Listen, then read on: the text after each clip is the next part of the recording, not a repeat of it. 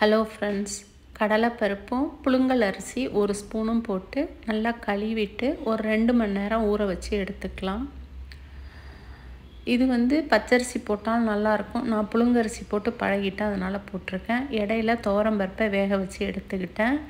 Carrot, beans, பச்சை மிளகாய், சின்ன வெங்காயம், தக்காளி, கருவேப்பிலை எல்லாத்தையும் கட் பண்ணி ரெடி பண்ணி வச்சுருக்கேன். புளியை ஊற போட்டிருக்கேன். பருப்பு வேக வச்சு எடுத்து வச்சுட்டேன்.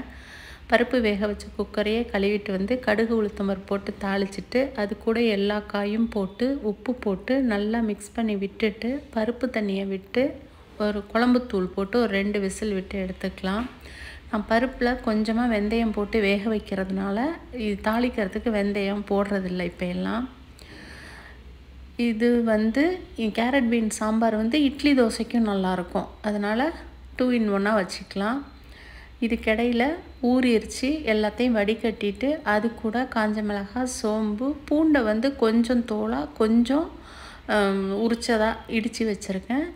மோர் தண்ணியில் வாழைப்பூவை போட்டு வச்சுருக்கேன். இது கூட உப்பு போட்டு அந்த வாழைப்பூவையும் போட்டு நம்ம மசாலா வாடை பதத்துக்கு அரைச்சிக்கலாம்.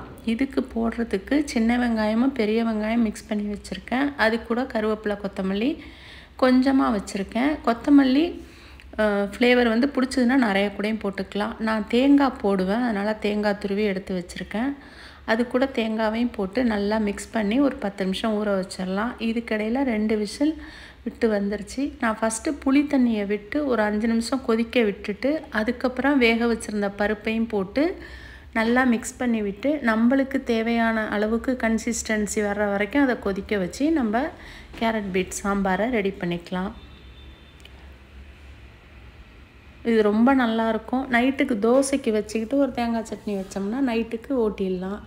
இதுக்கிடையில் வாழைப்பூவை நல்லா ஊறிடுச்சு. நம்ம வடை மாதிரியோ உருண்டையாவோ நம்ம இஷ்டம். நம்ம உருட்டியோ தட்டியோ வச்சுக்கலாம். இதுக்கிடையில் சாதமும் வச்சுட்டேன். நான் சின்ன சின்ன வடையாக தட்டி வச்சுருந்தேன், பெருசாக இல்லாமல்.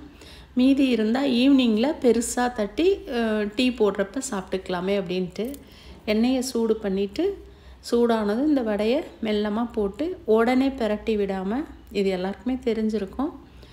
அதுக்கப்புறம் பிரட்டி விட்டு இது மீடியம் டு லோ ஃப்ளேம்லேயே வச்சு பண்ணணும். ஏன்னா பச்சையாக போட்டிருக்கிறதுட்டு உள்ளே வேகணும்.